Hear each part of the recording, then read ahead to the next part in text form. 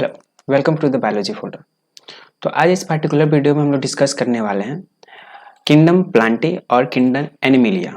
ठीक है, kingdom Plantae और किंगडम एनिमिलिया।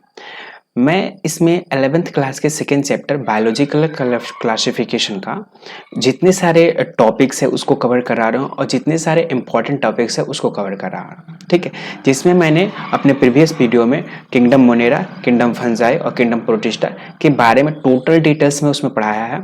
जो लोग उस वीडियो को नहीं देखे हैं तो मैं क्या करूँगा, उस वीडियो का जो लिंक है वो डिस्क्रिप्शन बॉक्स में डाल दूंगा, आप लोग वहाँ से जाकर देख लीजिएगा। ठीक है, तो शुरुआत करते हैं किंगडम प्लांटी और किंगडम एनिमिलिया।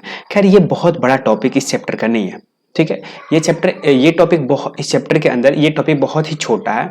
इस चैप्टर की जो है इस टॉपिक का जो है वो डिटेल्स में हम लोग अगले चैप्टर में, जैसे कि हमारा एक अलग सेपरेट किंगडम एनिमिलिया का है और किंगडम प्लांटी का है, तो उसमें हम क्या करेंगे डिटेल्स में, इसमें बस ओवरव्यू देखना है कि हाँ प्लांटी क्या होता है, एनिमिलिया क्या होता है।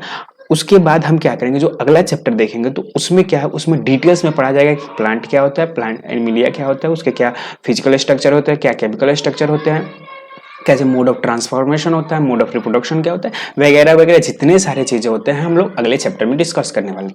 इस चैप्टर में क्या है कि थोड़ी सी ओवरव्यू लेकर चलना है। ठीक है, कि प्लांटी क्या है, एनिमिलिया क्या होता है, इनके अंदर का रिप्रोडक्शन मोड क्या होगा, ट्रांसफॉर्मेशन फेज क्या होगा, न्यूट्रिशन फेज क्या होगा। ठीक है, थोड़ी सी कहानी लेकर चलेंगे। ठीक है, चलिए बढ़ते हैं।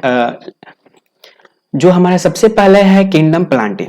तो प्लांटी होता क्या है जनरली, तो जो सिंपल सी बात है, प्लांटी प्लांट्स, तो प्लांट्स दैट मीन्स अगर हम उसकी बात कर ले तो ये कहा जाता है कि पादप। ठीक है, पेड़ पौधे जितने सारे होते हैं। तो जो फर्स्ट पॉइंट है, plant are eukaryotic chlorophyll containing organism with cellulosic cell wall. Simple सी बात है, जो होता क्या है कि जो प्लांट होता है वो यूकैरियोटिक होता है। ये तो आपको पता है, प्लांट जो होगा वो क्या होगा, यूकैरियोटिक होगा और क्लोरोफिल कंटेनिंग होगा। इसके अंदर जितने सारे प्लांट्स होते हैं अगर वो उसके अंदर क्लोरोफिल नहीं होता है, अगर क्लोरोफिल नहीं होगा तो सिंपल सा वो प्लांट की कैटेगरी में तो होगा लेकिन प्लांट जैसा बिहेवियर नहीं करेगा। ठीक है, तो जितने सारे जो हमारे प्लांट्स होते हैं वो यूकैरियोटिक होते हैं और क्लोरोफिल कंटेनिंग ऑर्गेनिजम्स होते हैं with the cellulosic cell wall. और जितने सारे प्लांट होते हैं उनके सेल का जो होता है, सिंपल सा कंसेप्ट है, तो उनके सेल जो होगा वो ऊपर से सेल वॉल से क्या होता है, कवर होता है, और वो जो सेल वॉल होगा वो सेलुलोजिक होता है। ठीक है, जैसे कि हमने देखा है कि फंगस में क्या होता है, काइटिन और पॉलीसेकेराइड का होता है, तो सिंपल सा इसका अलग होगा, इसमें इसका सेल वॉल होता है वो सेलुलोजिक होता है। ठीक है, चलिए अगला बढ़ते हैं। Some are the partially heterotrophs, कुछ ऐसे होते हैं जो पूर्ण रूप से मतलब डिपेंडिंग नहीं होते हैं, हेटेरोट्रॉप्स नहीं होते। जैसे जितने सारे ग्रीन प्लांट्स होते हैं, आप लोगों को तो पता ही होगा कि जितने सारे ग्रीन प्लांट्स होते हैं वो ऑटोट्रॉफिक स्वपोषी होता है, मतलब अपने भोजन खुद बनाते हैं, किसी के लिए ऊपर डिपेंडिंग नहीं होता है। लेकिन कुछ ऐसे ऑर्गेनिज्म हो जाते हैं और कुछ ऐसे प्लांट्स हो जाते हैं जो क्या होते हैं, अपने फूड के लिए दूसरे के ऊपर डिपेंडिंग नहीं है। ओके, और पार्शियली डिपेंडिंग का मतलब होता है कि पूर्ण रूप से नहीं होते हैं, पूर्ण रूप से नहीं होगा, हाफ होंगे। अगर मिल गया तो ठीक, नहीं मिला तो भी उनके पास क्लोरोफिल कंटेनिंग है, जैसे कि अगर अपना फूड बनाएंगे और अपना सर्वाइवल कर लेंगे। ठीक है, जैसे कि partially heterotrophs such as insectivorous plant, जितने सारे इंसेक्ट प्लांट होंगे, जितने इंसेक्ट मतलब इंसेक्ट खाने वाले प्लांट है वो क्या होंगे, आपको पार्शियली हेटेरोट्रॉप्स के रूप में होते हैं। जैसे कि एग्जांपल में आपको देखिए वेन, फ्लाई ट्रैप, उसके बाद कैक्टस, ये क्या होता है, पार्शियली हेटेरोट्रॉप्स प्लांट होता है। उसके बाद ये भी आपका है, सॉरी यहाँ पे लिखे हुए हैं bladderwort and the Venus fly traps और पैरासाइट दैट इज कैक्टस, ये पैरासाइट के रूप में होता है। तो पैरासाइट तो होगा ही, मतलब अपने फूड के लिए क्या होगा, दूसरे के ऊपर डिपेंडिंग रहेंगे। ठीक है, चलिए अगला पढ़ते हैं। फिर उसके बाद इंक्लूडिंग प्लांट को भी क्या किया गया, बांटा गया है। तो सबसे पहले algae, this is called thallophyta, bryophyta, pteridophyta, gymnosperm और एंजियम। क्या ये कैटेगरी कैसे बांटा गया, फ्लावरिंग और नॉन फ्लावरिंग करके, तो ये हम लोग अगले चैप्टर में डिस्कस करेंगे कि फ्लावरिंग, जैसे कि ये ऊपर वाला 3 वाला जो दिख रहा है ये नॉन फ्लावरिंग कंटेंट में आता है, और ये जो 2 आता है इसके फ्लावरिंग, फिर उसके बाद इसके भी 2 डाइकोट्स मोनोकोट्स बढ़ जाते हैं, तो वो अलग कैटेगरी का अलग चैप्टर का है। ठीक है, उसमें हम लोग डिटेल्स में स्टडी करेंगे। यहाँ पे देखिए एक अलगी है, ब्रायोफाइटा है, टेरिडोफाइटा है, जिम्नोस्पर्म है, एंजियोस्पर्म। तो सिंपल सा बात है, जो सबसे पहले वाला होता है वो अलगी होगा, that's called Thallophyta, second is the bryophyta, third is the pteridophyta और फोर्थ इज द जिम्नोस्पर्म और fifth is the angiosperm. Okay, चलिए आगे बढ़ते हैं।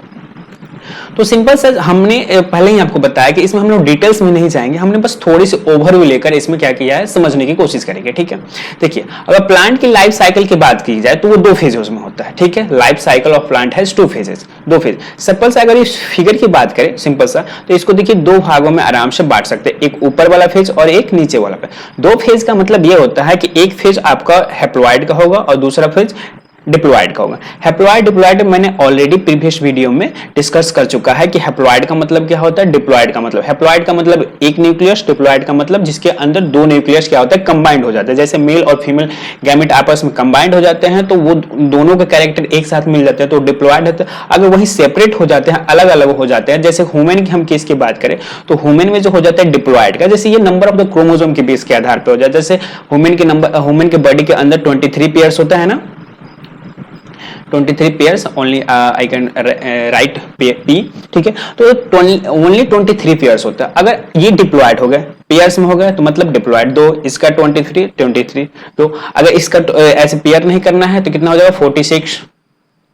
और अगर यही डिप्लॉयड हो जाए, हैप्लॉयड हो जाता है सॉरी, तो केवल 23 इसका हो जाएगा और फिर 23 ये हो गया, तो ये हो जाता है हैप्लॉयड। तो 2 कंडीशन, एक डिप्लॉयड फेज का हो जाता है और एक हैप्लॉयड फेज का। तो सिंपल सा उसी तरह प्लांट के अंदर जो होता है डिप्लॉयड और हैप्लॉयड करके होता है, ठीक है। आई रीज it, okay, so let's get. चलिए तो जो अब इसमें फिगर में देखिए, फिगर में क्या है, एक 2n लिखा हुआ है, एक n लिखा हुआ है। 2n दैट मींस डिप्लॉयड और n दैट मींस हैप्लॉयड, ठीक है। तो जो इसमें जो स्पोरोफाइट्स होंगे, ठीक है, स्पोरोफाइट्स होते हैं वो क्या होते हैं डिप्लॉयड होते हैं, और जो गैमेटोफाइट्स होते हैं वो क्या होते हैं हैप्लॉयड। तो सिंपल सा कंडीशन अलग दूसरी ऑर्गेनिज्म में भी यही होता है। जैसे कि अगर बात करें हम अपने मेल के कंडीशन में, जैसे एनिमल केसेस में चलते हैं, for the just let's some discussion about it. तो देखिए होता है क्या है कि अगर हम बात करें गैमेट के बारे में और जाइगोट हो जाता है, 2 चीज, एक गैमेट होता है एक जाइगोट। तो जब स्पर्म जैसे हमारा हो गया और ओवा हो गया तो वो क्या होता है गैमेट होता है। तो गैमेट जो होते हैं वो क्या होते हैं आपका हैप्लॉयड होते हैं। क्यों? क्योंकि हमारे बॉडी के अंदर उसको प्रोसेस के थ्रू क्या किया जाता है, मियोसिस प्रोसेस के थ्रू उसको अलग सेपरेट कर दिया जाता है और डिप्लॉयड से हैप्लॉयड कर देता है। और जब मेल गैमेट और फीमेल गैमेट जैसे ओवम और स्पर्म आपस में मिलते हैं तो 2 न्यूक्लियस आपस में मिला, that means it's a form a zygote और this process is called fertilisation. So then it is called the zygote, होंगे। लेकिन ये प्लांट के केस में क्या होता है, इसको जाइगोट ना करके, जाइगोट तो ही होता है लेकिन जो चेंबर बन जाता है उसे स्पोरोफाइट कहा जाता है, ठीक है। तो होता क्या है, जैसे कि मान लीजिए अगर यही समझे, यहाँ पे मान लीजिए सपोज दैट ये प्लांट है, ये हमारा एक प्लांट है, सपोज दैट का प्लांट है, यहाँ से एक हमारा यहाँ पे फीमेल गैमेट हुआ, यहाँ पे मेल गैमेट होगा, दोनों क्या हुआ आपस में हैच हुए, एक साथ मिले, यहाँ पे जाके देखिए हैच हो गया, हैच होकर डेवलपमेंट कर, डेवलप करने के सीड बना, फिर ये अपना सीड बनते, फिर ये एक न्यू प्लांट, फिर एक न्यू प्लांट उससे डेवलप हुआ, फिर न्यू प्लांट का बड़ा ग्रोथ प्लान, फिर इसके अंदर जो स्टेम होगा फिर वही प्रोसेस करेगा कि नहीं। तो अब इसमें भी आप बांट सकते हैं, कहां तक, आप यहाँ तक बांटिए, यहाँ पे पूरा का पूरा हैप्लॉयड है, यहाँ पे पूरा पूरा हैप्लॉयड, अब यहाँ पे जो मिल गया वो डिप्लॉयड हो जाएगा, अर्थात 2n का हो जाएगा, यहाँ पे पूरा स्पोरेंजियम। अब ये जो यहाँ पे ये बनता है ना, इसी को जिस चेंबर में स्पोर्स बोलता है उसी को स्पोरेंजियम चेंबर कहा जाता है, ठीक है। तो देखिए आगे बढ़ते हैं, यहाँ पे लिखे हैं डिप्लॉयड स्पोरोफाइटिक और हैप्लॉयड गैमेटोफाइटिक। तो स्पोरोफाइटिक यहाँ पे देखिए डिप्लॉयड और गैमेटोफाइटिक हैप्लॉयड, ठीक है। This phase alternate which each other, मतलब ये फेज क्या होता है एक साथ, मतलब पहले एक होगा फिर दूसरा होगा, अल्टरनेट करके होते रहता है, ये नहीं कि दोनों एक साथ हो जाएगा, ठीक है, ये अल्टरनेट करके चलता रहता है।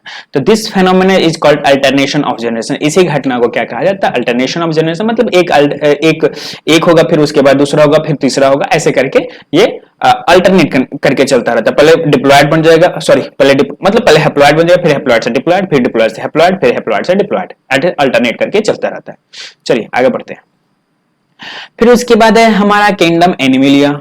सिंपल सा बात है, तो किंगडम एनिमलिया, तो एनिमल्स तो खैर हम लोग खुद हैं हम लोग तो इसमें तो कोई जानने की बात नहीं, एनिमलिया होता क्या और एनिमल्स होते क्या, ठीक है। तो एनिमल्स आर मल्टी सेलुलर, हम तो खुद के खुद मल्टी सेलुलर, हमारे अंदर तो एक कोशिका है ही नहीं, हमारे अंदर के बहुत सारे कोशिका है। जैसे आपके अंदर कौन कौन से कोशिका हो गया, लीवर का कोशिका हो गया, फेफड़ा का कोशिका हो गया, स्टमक का कोशिका हो गया, लार्ज इंटेस्टाइन, स्मॉल इंटेस्टाइन, मतलब different types of the cells are combined to each other, then the human body will the form, ठीक है। तब जाकर ह्यूमन बॉडी का एक डेवलपमेंट हुआ। उसके बाद हेटेरोट्रॉफिक होते हैं 5 हम लोग तो कभी भी अपना खाना खुद से नहीं बनाते हैं। हम लोग तो सबसे बड़ा चोर है, दूसरे का खाना चुरा के खाते हैं। अब आप लोग कहिएगा कि सर हम लोग चोर कैसे, हम तो अपना खाना अपने घरों में बनाते हैं। बाबू, हम अपना खाना अपने घरों में बनाते हैं, लेकिन जो खाना बनाते हैं उसको हम बनाते हैं, उसको पकाते हैं। हम चाहें तो उस खाना को वैसे भी खा सकते हैं, सिंपल सा। ऐसा नहीं कि हम अपने उसको फूड एनर्जी के लिए, एनालाइजिंग के लिए और डाइजेशन के थोड़ा सा प्रोसेस को स्लो करें, कम एनर्जी खर्च में हमको डाइजेशन हो जाए, तो हम क्या करते हैं, उसको पकाते हैं, ना कि उसको बनाते हैं। ठीक है, तो हम उसको पकाते हैं। अब बनाता कौन है? प्लांट बनाता है।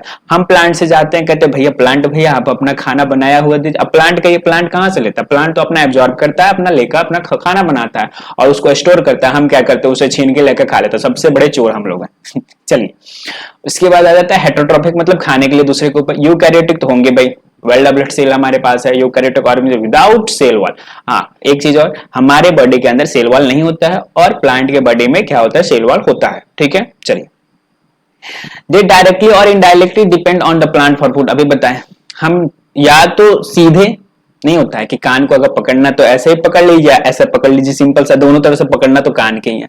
तो हम या तो डायरेक्टली और इनडायरेक्टली किधर से भी घूम के खाने के ऊपर, फूड के लिए प्लांट के ऊपर ही डिपेंडिंग है। चलिए, उसके बाद they digest their food in inter cavity and store foods reserves as glycogen और फैट। मतलब क्या है, हमारा बॉडी जो होता है डाइजेस्ट, हमारे बॉडी के अंदर डाइजेस्टिव सिस्टम है कि नहीं, पाचन तंत्र, तो वो क्या होता है, इंटरनल कैविटी हो गया हमारे बॉडी का। इंटरनल कैविटी में क्या होता है, वो खाना रिजर्व कर, क्या सॉरी फूड स्टोर भी करेगा। और फूड स्टोर मतलब फूड तो हम खाते हैं, तो वही हमारे बॉडी के अंदर एनर्जी सप्लाई करता है। और एनर्जी सप्लाई करने के बाद जो चीज बच जाता है, जो एनर्जी बच जाता है, उसको ग्लाइकोजन और फैट के रूप में क्या कर लेता है, हमारा बॉडी स्टोर कर ले। ये सबसे बड़ा फीचर्स है कि हमारा बॉडी स्टोरिंग कैपेसिटी भी करता है। फिर उसके बाद they made of nutrition is the holozoic, मतलब होलोजोइक का मतलब दोनों तरह से, पैरासाइटिक रूप से भी कर सकता है और सप्रोफाइटिक रूप से भी कर सकता है। मतलब इनका मोड ऑफ न्यूट्रिशन हो है क्या है कि ये जीव, मतलब कि जिस कंडीशन पे भी मिलना चाहे उस कंडीशन पे क्या करें, अपना फूड कर लेते हैं। Injection of the food, injection का मतलब अंदर लेना, फूड को अंदर ले सकते हैं। ठीक है, चलिए आगे बढ़ते हैं। ये तो खैर फिगर आप लोग देखेंगे, तो इसमें हम क्या बता सकते हैं, आप लोग तो फूड को दे है। फिर उसके बाद है they have the definite growth pattern and grow into adult they that have a definite shape and size। मतलब क्या होता है कि छोटे छोटे से सारे जीव जो होते हैं वो अलग अलग ग्रो करते हैं। ठीक है, और उनकी ग्रोइंग कैपेसिटी भी अलग अलग होती है। ग्रोइंग कैपेसिटी के साथ साथ वो जैसे जैसे एडल्ट होते जाते हैं, वो भी कंडीशन क्या होती है, बदलती जाती है। और उसी के आधार पर इनका शेप और साइज भी क्या हो जाता है, बदलते चलता है। ठीक है, ये हो जाता है। मतलब अगर हम जब से छोटे थे, फॉर द एग्जांपल हम दो कंपैरिजन लेके चल रहे हैं, एक हम अपना और एक एलिफेंट का ले लेते हैं। तो एलिफेंट का क्या होता है कि अगर जब उसका डेवलपमेंट, जब उसका बर्थ हुआ, तो उसकी growth, regulation, height, shape, weight सब कुछ अलग था। मेरा भी क्या, मेरे हाइट, शेप, क्या बोलते हैं, शेप, साइज, वेट सब कुछ क्या था, अलग था। तो जो पैटर्न है वो सारे जीवों के लिए अलग अलग चलता है। ठीक है, सारे ऑर्गेनिज्म, सारे एनिमल्स के लिए अलग अलग चलता है ना। चलिए, उसके बाद है higher forms of the sensory and the neuromotor mechanism. मतलब क्या होता है कि हमारे पास बहुत ज्यादा सेंसरी ऑर्गन होता है, जो कि सेंसरी ऑर्गन में क्या है, hearing, sight, smell, taste, other. इसके अलावा भी जैसे स्किन्स है हमारे पास, ये आंख, ईयर्स, इसके ऊपर ये वाला, तो ये सारे क्या होता है, हमारे सेंसरी ऑर्गन है। ठीक है, महसूस करता है कि अगर बाहर से कोई खतरा आने वाला है तो हम क्या करता है, वो बचाने का काम करता है। उसके बाद most of them are capable of locomotion. मतलब ये क्या करता है, लोकोमोशन। देखिए, एक जगह से दूसरी जगह भी क्या होता है, इसकी भी एक और कैपेसिटी है।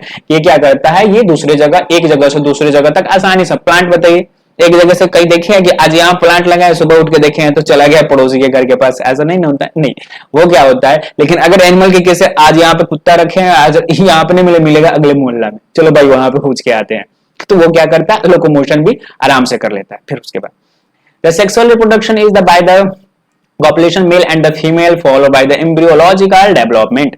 मतलब इसका भी कंपैरिजन यही है कि ये सेक्सुअल रिप्रोडक्शन करेगा, और सेक्सुअल रिप्रोडक्शन में ये क्या होगा, मेल गैमेट फीमेल गैमेट आपस में मिलेंगे, फिर जाइगोट बनाएंगे, जाइगोट करके एम्ब्रियो का डेवलपमेंट करेंगे, एम्ब्रियो दैट मींस डेवलप हो जाएगा आपका एक बेबी बॉडी में। ठीक है, आगे बढ़ते हैं, चलिए।